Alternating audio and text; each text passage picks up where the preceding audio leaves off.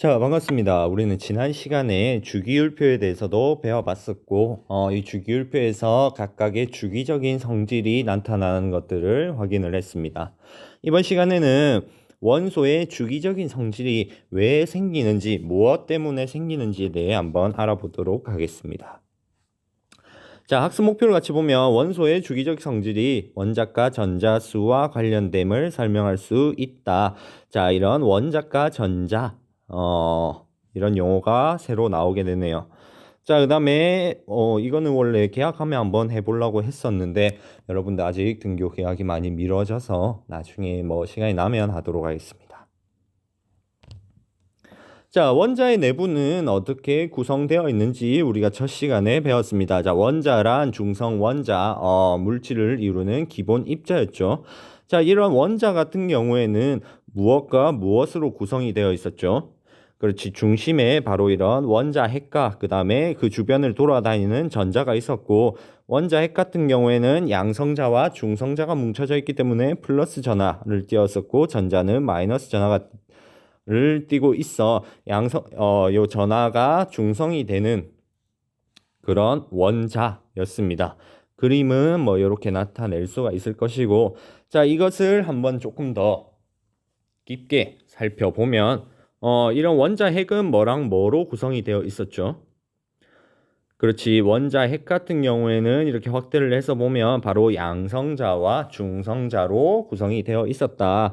양성자 같은 경우에는 플러스 전하를 띠고 중성자는 0의 전하를 띈다라는 거.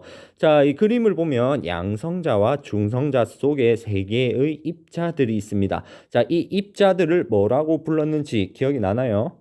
그렇죠. 이것들은 바로 쿼크라고 불렀었습니다. 업 쿼크 같은 경우에는 플러스 3분의 2 전하를 띠고 있고, 다운 쿼크 같은 경우에는 마이너스 3분의 1 전하를 이렇게 나타내고 있으며, 전자 같은 경우에는 마이너스 1의 전하를 이렇게 나타냈었죠. 자, 요렇게 우리가 빅뱅으로부터 원자가 구성되는 것까지 이렇게 반대로 한번 배웠었는데, 다시 이렇게 반대로 우리가 배운 것과 반대로 이렇게 해보니까 조금 새로운 면도 있을 것 같습니다. 자, 크게 어렵게 생각할 것이 아니라 우리가 빅뱅을 떠올리면서 쿼크들이 모여 양성자, 중성자가 되고 이것들이 원자 핵을 구성하면서 원자 핵의 전자가 나중에 어떻게 됐지? 붙잡혀서 이런 중성 원자들이 된다. 이것이 원자를 구성을 하고 있다라는 것을 반드시 기억하길 바랍니다. 자, 이거는 선생님이 수소 원자와 헬륨 원자, 리튬 원자 이 세 개의 이 그 모형을 한번 가져와 봤습니다. 이렇게 플러스를 나타내는 게 양성자, 그냥 동그라미가 있는 게 중성자, 마이너스 동그라미가 전자라는 거. 자, 수소 원자 같은 경우에는 어때요? 양성자 한 개와 우리 전자가 하나네. 자, 수소 원자. 수소 같은 경우에는 원자 번호가 몇 번이었죠? 그렇지. 1번이니까. 1번이니까 원자 번호가 1번. 양성자 수는 한 개. 헬륨 원자 같은 경우에는 원자 번호가 몇 번이었죠? 2번이니까 양성자 수가 두 개. 그 다음에 중성이 되어야 되니까 전자 수도 마찬가지로 두 개가 된다. 리튬 원자. 왜 수소라고 썼지? 리튬 원자 같은 경우에는 양성자 원자 번호가 몇 번이죠? 그렇지, 3번이니까 양성자 수는 3개, 전자 수도 마찬가지로 3개가 된다. 자, 이것을 보니까 우리는 하나로 정의를 할 수가 있겠네요. 원자 번호는, 즉 원자 번호는 무엇을 의미하는 것이다 라고 했었죠? 그렇지, 바로 양성자 수를 의미하는 것이다 라고 했었습니다. 자, 양성자 수는 또 무엇과 같을까? 원자에서 원자의 의미를 생각을 해보면 됩니다. 원자는 어때요? 양성, 음성? 아니지, 중성이었죠. 그러면 양성자 수와 뭐가 같아야 중성이 됐었나요? 그렇죠. 바로 이렇게 전자 수가 같아야만이 중성이 된다라는 것까지 여러분들이 기억을 하고 있으면 될 것 같네요. 자, 지난 시간에도 말했듯이 이렇게 같은 주기는 선생님이 전자 껍질 수가 같다고 했습니다. 자, 예를 들면 2주기 원소는 전자 껍질이 2개가 될 것이고 3주기 원소는 전자 껍질이 3개가 된다. 자, 여기서 전자 껍질이 뭐냐? 바로 이겁니다. 요런 동그라미, 이런 전자 껍질, 즉 전자가 움직일 수 있는 궤도라고 했었죠. 요 궤도의 수를 전자 껍질의 수라고 하는 겁니다. 자, 그래서 우리는 다음 시간에 이제 계속해서 다뤄볼 주기적 성질에 대해 알아보기 위해서는 여러분들이 원소의 전자 배치가 어떻게 돼 있는지를 한번 확인을 해야 되는데요. 이 전자 배치를 한번 그려보도록 할 겁니다. 자, 그릴 때의 유의점을 몇 가지 선생님이 알려주도록 하겠습니다. 여기 그림을 봤을 때 수소 원자 같은 경우에는 전자가 하나니까 전자 껍질에 전자가 하나일 때는 이렇게 홀로 나타낼 수가 있는데, 자, 헬륨 원자는 같은 전자 껍질에 전자가 몇 개 있어요? 2개가 있죠. 2개를 지금 어떻게 그렸죠? 자, 이렇게 멀찍이 떨어져서 그렸다. 자, 왜 그러면 이렇게 그리면 안 되나요? 라고 생각을 할 수 있겠다. 그죠?